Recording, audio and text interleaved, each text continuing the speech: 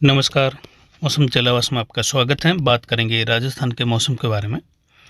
जिसमें जानकारी देंगे कि अगले 24 घंटों के दौरान किस प्रकार स्थितियाँ राजस्थान के कुछ उत्तरी इलाकों में और उत्तर पूर्वी इलाकों में छोटे-छोटे स्थानों पर बदलने वाली हैं, जहां पर छोटे-छोटे खंड वर्षा, एक-आध स्थानों पर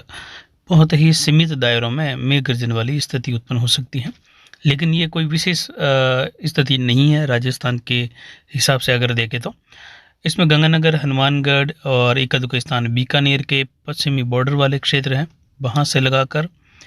और सीकर, जयपुर, भरतपुर संभाग के क्षेत्रों में कुछ घने बादलों की आवाजाही बढ़ेगी और एक-आध स्थानों पर जयपुर संभाग और भरतपुर संभाग के क्षेत्रों के आसपास बूंदाबांदी बौछार की स्थिति बनेगी। यहाँ पर देखें तो एक सर्कुलेशन बना हुआ है बीकानेर के लगभग पश्चिमी बॉर्डर वाले क्षेत्रों के आसपास, जो कुछ हल्का प्रभावी होगा अगले 24 घंटों के दौरान, लेकिन कोई विशेष स्थिति नहीं है।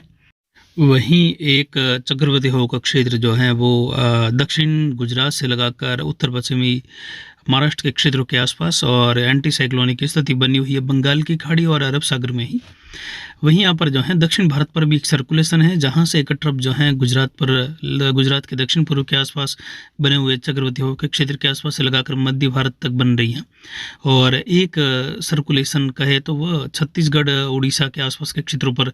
बना हुआ है और पूर्वोत्तर राज्यों की ओर भी एक सर्कुलेशन बना हुआ है। यानी जैसे जैसे गर्मी का माहौल बढ़ेगा वैसे वैसे स्थानीय पैटर्न बदलने लगेगा और मैक्रो क्लाइमेट की स्थिति बदलते हुए मिनी सर्कुलेशन या कहे साइक्लोनिक सर्कुलेशन अलग अलग क्षेत्रों में अलग अलग राज्यों पे बनने लगेंगे। और साथ ही जैसे जैसे मार्च के अंतिम दिन आएंगे, अप्रैल के शुरुआती दिन आएंगे, तो पूर्वोत्तर राज्यों में, पूर्वी भारत में देखें तो काल बैसाखी की स्थिति उत्पन्न होने लगेगी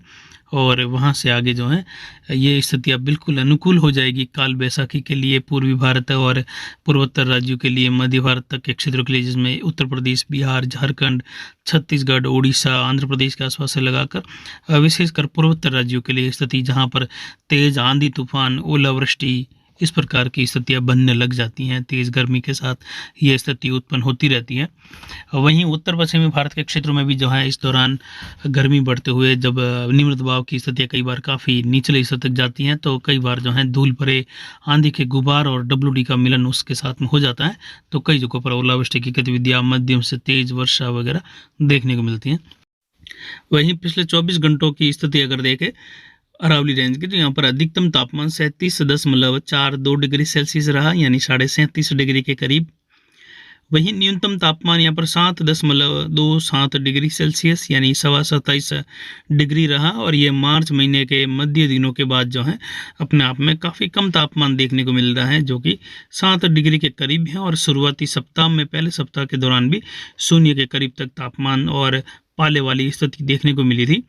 वहीं अधिकतम आर्द्रता का स्तर 73%, न्यूनतम आर्द्रता 20% रही। वायु दबाव 1018 मिलीबार तक है। हवाएं पूर्वी दिशा से पिछले 4 दिनों से बनी हुई है, जिससे तापमान में यानी न्यूनतम तापमान में कुछ घटत देखने को मिली और कुछ अधिकतम तापमान में भी हल्की गिरावट हुई थी। यहाँ पर हवाएं अधिकतम पूर्वी दिशा से 17 किलोमीटर तक रही और आज भी जो है पूर्वी हवाएं दोपहर तक और दोपहर के बाद से लगाकर आगे कुछ दक्षिण और दक्षिण पश्चिमी हवाओं का चलन बढ़ेगा। और ये दक्षिण पश्चिमी हवाओं का चलन बढ़ने की वजह रहेगी बीकानेर के आसपास बने हुए सर्कुलेशन की वजह से, जबकि ये सर्कुलेशन जब तक प्रभावी नहीं है तब तक जो है गुजरात पर बना हुआ चक्रवाती हवा का क्षेत्र जो है हवाएं पूर्वी और उत्तर पूर्व से जो है यहाँ से राजस्थान की ओर चलाते हुए गुजरात की ओर बढ़ा रहा है। तो ये हवाएं जो हैं बढ़ते हुए पाकिस्तान से होते हुए चक्रवाती हवा के क्षेत्र की ओर बढ़ रही हैं, उत्तर गुजरात, उत्तर पश्चिमी गुजरात से होते हुए। एंटी साइक्लोन की वजह से लगातार हवाएं यानी जो आर्द्र हवाएं हैं वो बंगाल की खाड़ी और अरब सागर से मध्य भारत की ओर पुश हो रही हैं या धकेली जा रही हैं और इसके साथ ही सर्कुलेशन बने हुए हैं और चक्रवाती हवा का क्षेत्र भी बना हुआ है, जिसकी वजह से हवाएं लगातार मध्य भारत से पूर्वी भारत की ओर ऊपर उठ रही हैं। और ये ऊपर उठती हुई हवाएं जो हैं काफ़ी घने बादल बना रही हैं और जहाँ पर जो है जेट का प्रभाव भी बना रहता है, तो वहाँ पर जो है हवाएं काफ़ी ऊंचाई तक बढ़ जाती हैं, आर्द्र हवाएं, और काफ़ी ऊंचाई तक सघनता बढ़ने से बादलों का निर्माण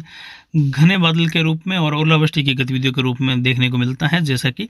देखा गया है, महाराष्ट्र से लगाकर छत्तीसगढ़, पूर्वी मध्य प्रदेश वगैरह इन क्षेत्रों में वर्षा की गतिविधियों में बढ़ोतरी हुई और अलग अलग क्षेत्रों में ओलावृष्टि भी हुई है। और आने वाले एक सप्ताह के दौरान देखें तो पूर्वी भारत से लगाकर पूर्वोत्तर भारत के राज्यों में जो है वर्षा की गतिविधियों में बढ़ोतरी होगी और कई जगहों पर छत्तीसगढ़, उड़ीसा, महाराष्ट्र के जो पूर्वी मध्य उत्तरी इलाके हैं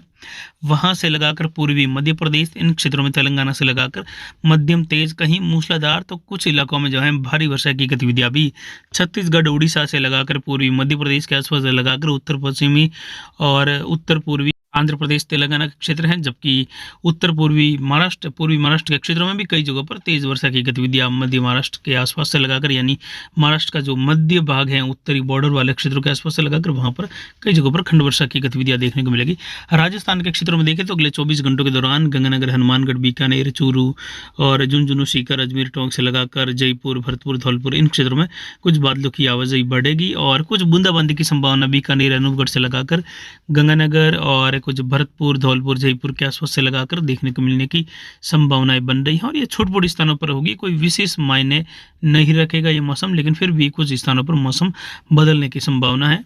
और जैसा कि आपको बताया हुआ है मौसम चैनल पर कि 19, 20, 21 के आसपास WD की संभावना है कमजोर रूप में, जिसकी वजह से कुछ स्थानों पर बूंदाबांदी बौछार की संभावना बीकानेर, जयपुर, बीकानेर से लगाकर इसके अलावा सीकर और कुछ भरतपुर संभाग के क्षेत्रों में छोटे-मोटे स्थानों पर होगी। ज़्यादातर इलाकों में मौसम शुष्क बना रहेगा, लेकिन बादलों की आवाजाही ज़रूर जो है कुछ अन्य जिलों में भी